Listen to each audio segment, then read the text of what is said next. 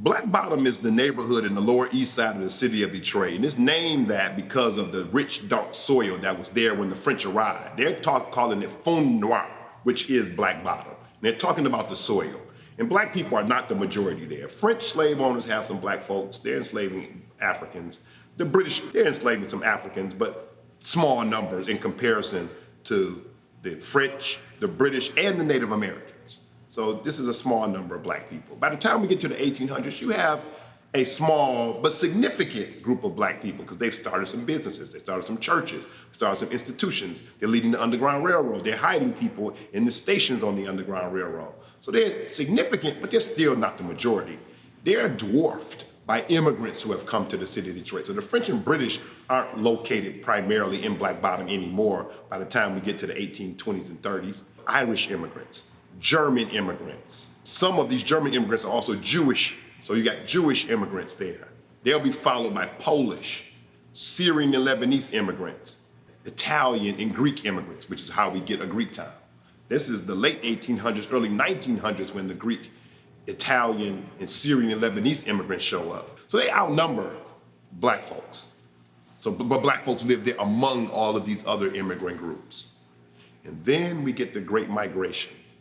In 1914, Henry Ford offers $5 a day to all workers, and he needs thousands of workers. And so he knows one place where he can get a lot of those workers, and that is the South, African Americans. He's partnering with a number of churches, including Second Baptist, to help recruit African Americans to come to Detroit. Now they make it to Detroit, and some of them will get some of those good jobs, but they cannot live everywhere in the city of Detroit.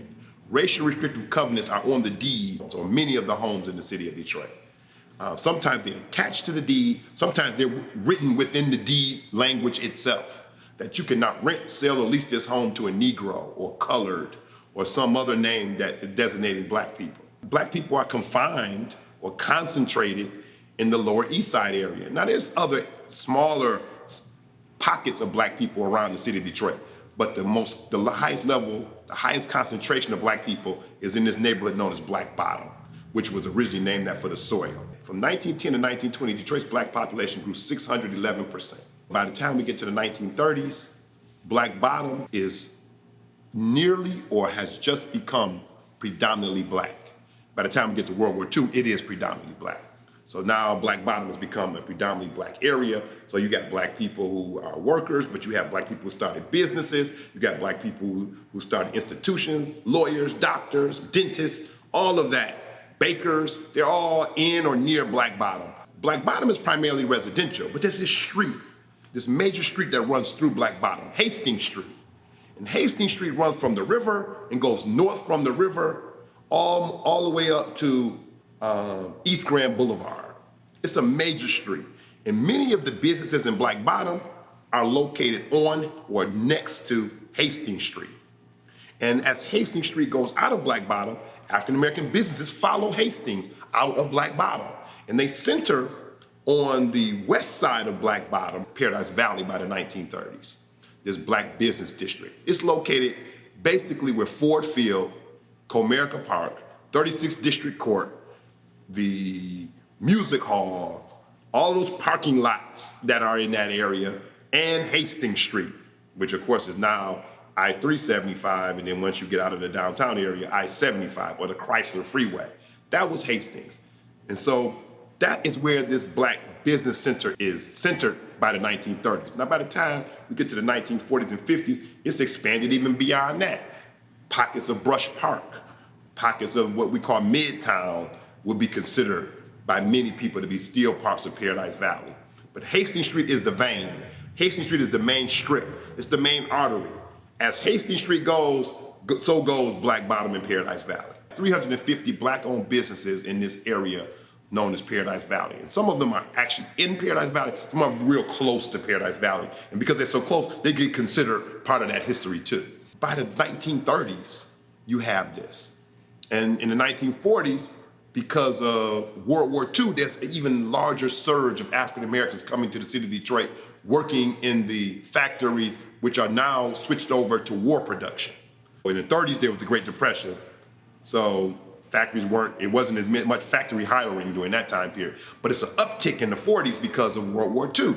The factories have reopened in full production. They're not building as many cars anymore. They're building tanks and RVs, things that the federal government needs to conduct World War II. Helicopters. Black folks are working in those factories. But housing is still restricted.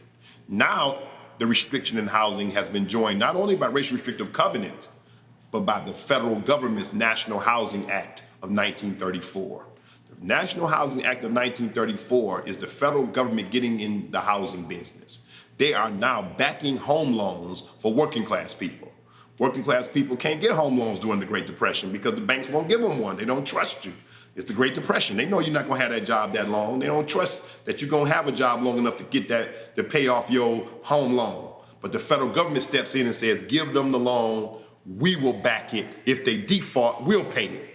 That brings the mortgage and banks back into giving home loans, and it brings the federal government into the housing business. The agency that will run this housing portion for the federal government is known as the FHA, the Federal Housing Administration. And they're backing low interest rate home loans. But there's a caveat. They've embedded racially restrictive covenants into this whole policy. They're gonna give low interest rate home loans to working class people, but not black people. Not neighborhoods that are integrated. So that means the white folks who used to live in Black Bottom, if they want to get a home loan with a low interest rate backed by the federal government, they got to move away from black people. They got to move out of Black Bottom. So Black Bottom is getting blacker and blacker, and the neighborhoods outside of Black Bottom are becoming whiter and whiter because the immigrants or their children and grandchildren who are now considered white, their grandparents who came from Germany were German. But the grandson is no longer German. He's a white man in America. They're moving out of Black Bottom.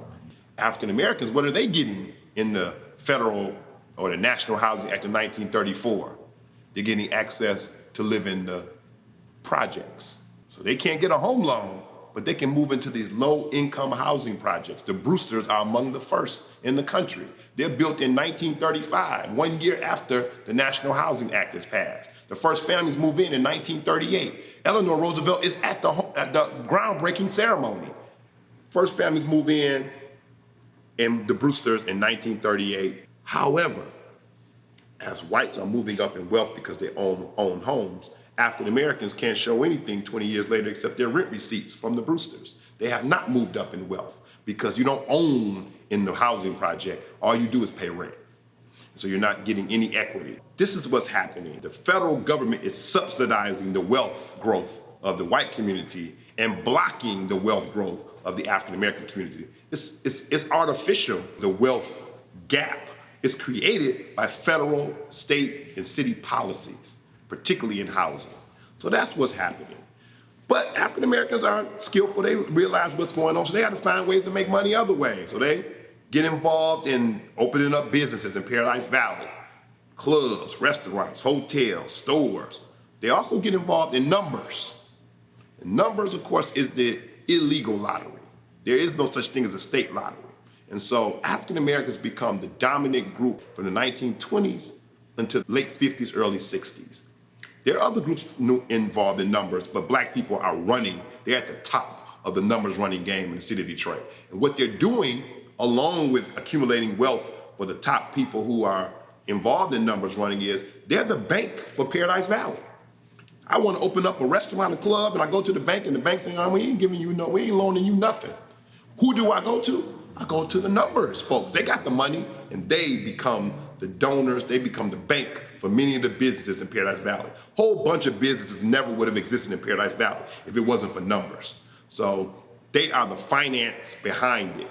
And some of the most well-known businesses in Paradise Valley, the Norwood Hotel, the Club Plantation, the Club Congo, the Club Sudan, the 606 Horseshoe Lounge, the Club 3 Sixes, Sport Trees Music Lounge, and of course, probably the most famous, the Gotham Hotel. This is numbers money. The Gotham Hotel was bought by 3 numbers runners. 3 black numbers runners buy the Gotham. So where did that money come from? Well, we know where it came from. And one of the numbers runners will buy out the other 2 and own it outright by himself, John White. And from 1941 to 1963, this 5-star black-owned hotel is owned. It is the luxury hotel owned by a black man. It is the luxury hotel for wealthy African Americans and celebrities who come to the city of Detroit. And understand that the numbers runners are also, along with loaning money to black business owners, they're civil rights folks. They're funding the NAACP, the Detroit Urban League, and of course we know that things are going to happen.